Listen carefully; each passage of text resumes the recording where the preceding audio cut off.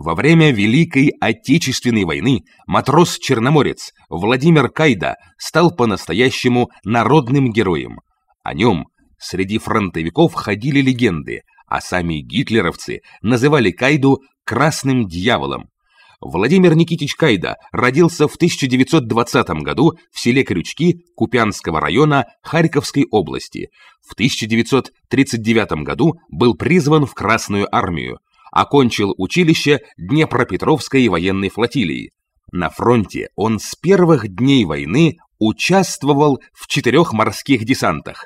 22 сентября 1941 года у села Григорьевка под Одессой, 4 февраля 1943 года Куниковский десант под Новороссийском, Малая Земля, 10 сентября 1943 года снова Новороссийск, морской порт, и 1 ноября 1943 года Керченский десант. Во время первого десанта под Одессой Кайда был пулеметчиком с танкового пулемета.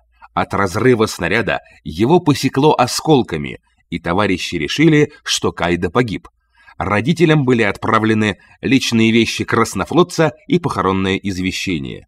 Но, придя в себя, Владимир Никитич сумел доползти до своих позиций, где его подобрали стрелки, прибывшие на помощь десантникам. После полугода лечения Кайда снова вернулся в строй и принял участие в знаменитом Куниковском десанте на Малую Землю. Здесь краснофлотец как минимум дважды показал свою невероятную силу, о которой заговорили даже гитлеровцы.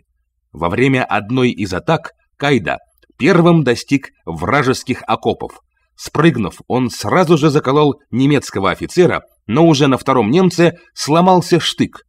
И тогда Кайда стал громить немцев, размахивая винтовкой, как дубиной. Когда сломалась и винтовка, он крушил немцев кулаками. Второй эпизод произошел, когда Кайда оказался под бомбежкой. Решив, что самое безопасное место – это вражеский окоп, краснофлотец туда и перебрался. Правда, в том самом немецком окопе сидели 2 гитлеровцев, корректировавших немецкие бомбардировщики при заходах на цель.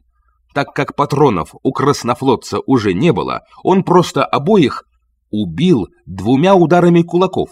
Первый гитлеровец получил по каске, которая просто раскроила голову, а второй удар страшной силы под подбородок, от которого у немца хрустнули шейные позвонки. Как только немецкие летчики перестали получать информацию из земли, бомбардировка прекратилась, а Кайда в этом же окопе дождался своих сослуживцев. После десантов Кайда в 1944 году принимал участие в доставке в Советский Союз из Англии линкора, 9 эсминцев и 3 подводных лодок, а в 1945 году из США электромагнитных тральщиков. Затем, вплоть до 1948 года, Владимир Никитич служил на электромагнитном тральщике, который занимался разминированием морских путей. За участие в обезвреживании морских мин в Балтийском море был награжден орденом Отечественной войны 1-й степени за мужество и героизм, проявленные во время Великой Отечественной войны. Владимир Никитич также был награжден 2 орденами Красной Звезды и медалями. В общей сложности Кайда был ранен 13 раз и дважды контужен. После демобилизации Владимир Никитич вернулся на родину, где работал на метизном заводе. Умер Владимир Никитич Кайда 4 марта 1984 года.